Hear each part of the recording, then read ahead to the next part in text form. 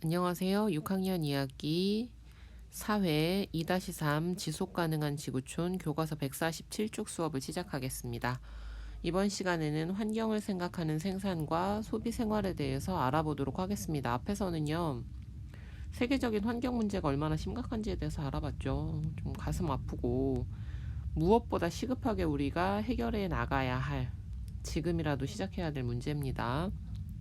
소윤이는 과자가 생산되는 과정에서 세계 여러 나라의 생태계에 문제가 발생할 수 있다는 내용의 영상을 봤다. 선생님도 튀김 엄청 좋아하는데요. 수업 준비하면서 굉장히 생각이 좀 많아졌습니다. 한번 봅시다. 평소에 쉽게 살 수 있는 과자 생산에 필요한 팜유, 식용유, 뭐 대두유, 올리브유 하는 그 유입니다. 팜나무 야자의 생과를에서 짜낸 기름을 팜유라고 합니다. 많은 양의 팜유를 생산하기 위해 열대 삼림과 초원 파괴, 열대의 삼림과 초원이 줄어들어 살기 어려워진 동물들에 관련된 영상 좀 하나 보고 와서 설명 이어가 볼게요. Say no to palm oil. 팜오일은 안 된다고 말하세요.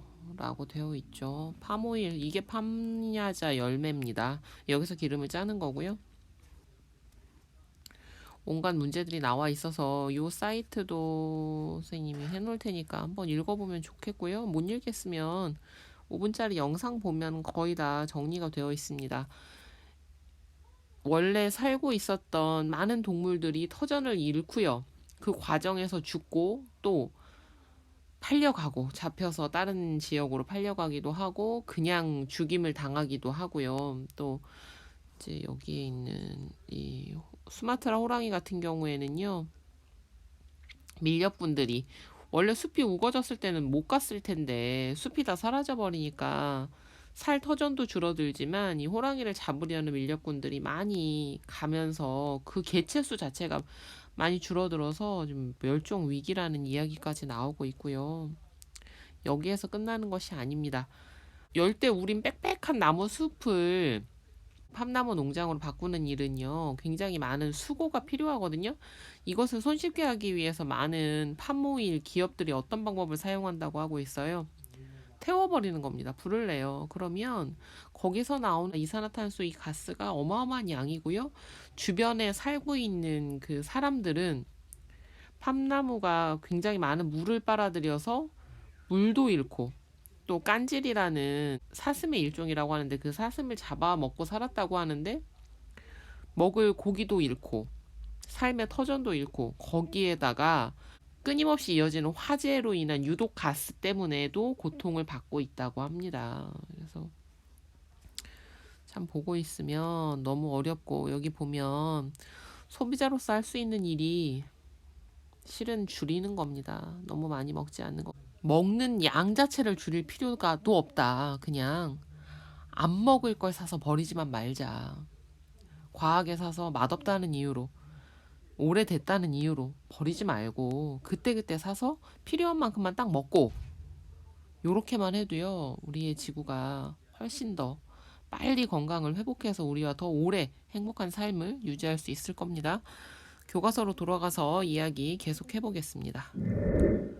내가 소비하는 물건들이 환경에 어떤 영향을 주는지 생각해 봅시다. 많이 생각하고요. 삶에서 그것을 실천해 봅시다. 수윤이는 환경을 생각하며 사람들의 필요를 만족시키는 생산활동을 위해 어떤 노력이 이루어지고 있는지 조사해 봤다. 친환경 숟가락. 인도에서는 숟가락을 쓰고 나서 먹을 수 있는 친환경 숟가락이 개발되어 판매되고 있다. 이 숟가락은 수수, 쌀, 밀가루를 혼합해 만들어졌기 때문에 사용 후에는 먹을 수 있다. 먹지 않고 버린다 하더라도 땅 속에서 분해가 된다. 음식물 쓰레기 얘기 때마다 영상을 찍을 때도 한번 얘기했습니다. 먹으면 음식물이고요. 영양분이 되고요. 내 몸에서 에너지가 됩니다. 버려지는 순간에 쓰레기 중에도 가장 처리하고 싶지 않은 더러운 음식 쓰레기로 변하거든요. 조리 과정에서 생기는 뭐 껍질이나 이런 것들은 어쩔 수 없죠. 하지만 적어도 음식으로 만들어진 것만큼은 적당량을 준비해서 다 먹을 수 있는 습관을 들이도록 합시다. 거기에서 더 나가서 그릇까지도 다 먹을 수 있으면 이것도 참 재밌겠죠? 요것도 참고 영상으로 선생님이 갖다 놨습니다. 참고 영상 보면 별거 다 있거든요. 뭐 물방울 형태의 물 그냥 입으로 터트리면 있고, 그것도 한번 재미 삼아서라도 한번 보세요. 썩는데 천년이 걸리는 플라스틱을 대신할 친환경 물품 개발. 플라스틱은 원래 단어는요, 자유자재로 모양이 변하는 이런 뜻이에요. 플라스틱이라는 게 성형 이런 의미거든요. 그래서 플라스틱이라는 거는 굉장히 편합니다. 가볍죠. 잘 안 깨지죠. 다양한 모양을 만들죠. 다양한 색깔도 낼 수 있죠. 그런데 치명적인 약점은 썩는데 천년이 걸린다는 건 거의 안 썩는다고 보면 됩니다. 안 썩는다고 봐야 되는 거예요. 더군다나 이 플라스틱 같은 경우에는 계속해서 쪼개집니다. 아주 잘게 쪼개지면 뭐가 돼요? 미세 플라스틱이 돼서 또 생물의 몸에 들어가서 문제를 일으키곤 하죠. 미세 플라스틱 문제도 크니까 플라스틱은 안 쓰는 것이 가장 좋고, 썼다면 국어 수업에서 얘기했었죠. 버리스타 영상. 네, 거기에서처럼 종류별로 깨끗하게 비우고 헹구고 분리하라고 했죠. 그렇게 해서 재활용될 수 있도록 해봅시다. 플라스틱 쓰레기 문제를 줄이고자 생분해성 재료로 만든 일회용 제품이 개발되고 있다. 밀, 고구마, 옥수수, 감자 전분, 해조류 등의 생분해성 재료로 만든 일회용품은 온도, 햇빛, 박테리아, 곰팡이 등으로 분해되거나 시간이 지나면서 자연스럽게 썩어 없어지면서 퇴비로 사용된다. 해조류를 사용해 만든 물병은 물이 가득 차 있을 때는 물병으로 사용되다가 물을 다 마시면 서서히 말라 자연 분해가 된다. 해조류로 만든 물병 관련돼서도 사이트와 영상이 다 있습니다. 영상이 영어로 되어 있는데요. 그냥 과정을 속도를 빠르게 해도 좋습니다. 과정을 한번 눈으로 쭉 한번 보면 좀 도움이 될 것 같아서 걸어놓은 영상이니까요. 그 영상 같이 한번 보고 그리고 나서 설명 또 이어가 볼게요. 이제 맨 처음에 이게 재료입니다. 뭐예요? 새우 껍질이죠. 네, 새우 껍질. 키틴이라는 재료를 이용한다고 하더라고요. 이 새우 껍질을 잔뜩 모아가지고요. 잘게 빻아서 재료를 만든 겁니다. 자, 다양한 공정이 있었죠. 그냥 눈으로 빨리빨리 이렇게 보면 됩니다. 그렇게 해서요. 마지막에 만들어진 형태는 이렇게 됩니다. 정말 매력적인 것은 이것이 그대로 다시 재사용 가능하다라는 거예요. 재사용하지 않는 경우에는 그 녹인 물을 이렇게 땅에다가 부어도 아무 문제가 되지 않는다는 겁니다. 오히려 이 식물을 튼튼하게 자랄 수 있게 도와준다고 해요. 당연히 사람에게도 해를 끼치지 않겠죠? 미소 이야기라는 블로그를 선생님이 밑에다가 더보기 보면 주소를 올려놨어요. 플라스틱 아웃, 플라스틱을 대체할 것 없을까? 이렇게 되어 있는데요. 한국환경산업기술원이라는 곳에서 우리가 친환경적인 삶을 살 수 있는 여러 가지를 블로그에다가 올려놨습니다.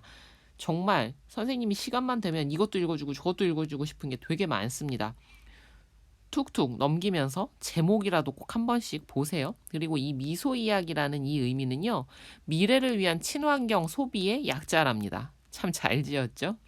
꼭 한번 읽어보세요. 선생님도 읽으면서 아 저런 것도 있구나 신기한 것도 많았고 선생님의 삶을 돌아보게 하는 것들도 많았거든요. 선생님은 블로그 소개까지만 할 테니까 가서 여러분들이 거기에서 정말 수없이 숨겨진 보물들을 찾아내기 바랍니다. 교과서 149쪽 친환경 상품의 생산과 소비 과정을 알아보자. 달걀, 닭백숙, 닭고기 튀김, 치킨. 환경을 생각하는 생산, 환경을 생각하는 소비. 닭을 좁은 닭장이 아닌 넓고 쾌적한 환경에서 더 건강하게 키울 수 있다. 겨울이 되면서 지금 뉴스에서는 고병원성 AI, 조류 독감에 대한 이야기가 올해도 어김없이 나오고 있습니다. 조류 독감 한번 걸리면 닭들이 다 죽습니다. 그런데 여러분 좀 이상하지 않아요? 왜 철새는 조류 독감을 옮기면서 본인들은 죽지 않는 걸까요? 이 닭들이 죽는 큰 이유 중에 하나는요. 닭들이 사육되는 환경에 있습니다. 좁은 데서 움직일 수도 없고요. 사료만 먹으면서 지내다 보니까 일단 면역력이 너무 떨어져 있고 또 그 좁고 밀집된 공간이 우리 코로나를 방지하는 것도 3미를 피하라고 하잖아요. 밀집된 곳에 가지 마라. 얘네들은 너무 밀집되어 있었던 겁니다. 감염병에는 최악의 상황에 있었던 거죠. 그래서 그렇지 않게 정말 편안하게 살 수 있도록 해야 그 닭이 건강하고 건강한 닭을 먹어야 우리 삶도 건강하지 않겠어요. 닭이 건강하기 때문에 병에 걸리지 않도록 항생제를 맞을 필요가 없다. 닭의 배설물을 흙과 함께 처리해 퇴비로 활용할 수 있기 때문에 환경 오염을 줄일 수 있다. 무항생제. 그래서 우리가 어떤 게 어떤 건지 모르잖아요. 이런 걸 알 수 있는 방법으로요. 이런 마크들을 제시하고 있습니다.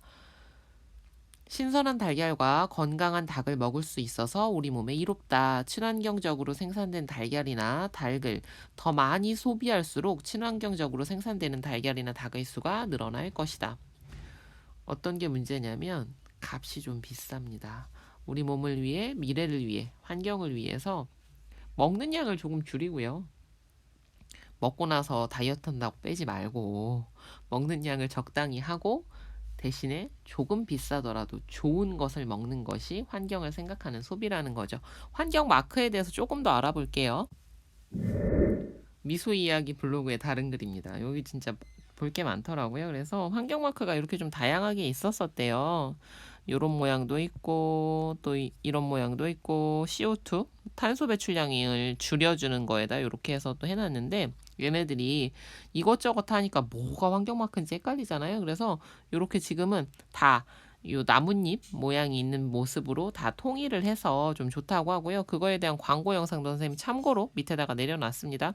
한 40초 정도밖에 안 되니까 한번 보면 좋을 것 같아요. 그래서 이런 환경 마크를 보고 기왕이면 이런 게 있는 제품을 사용하면 조금 더 좋겠죠.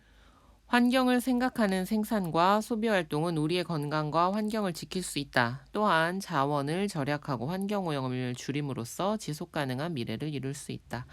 평소에 내가 먹는 음식이 환경을 생각한 상품인지 조사해 보세요. 알겠죠? 그리고 과자나 라면 너무 많이 먹는 것은 내 몸에도 안 좋고요. 지구한테도 안 좋다고 합니다.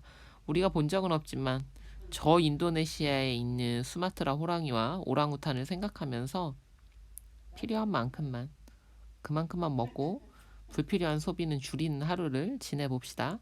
다음 시간에는 또 빈곤과 기아랍니다. 세계의 많은 문제들 잘 알아야 대처도 해나갈 수 있겠죠? 오늘도 수고 많았습니다. 다음 시간에 다시 만나요.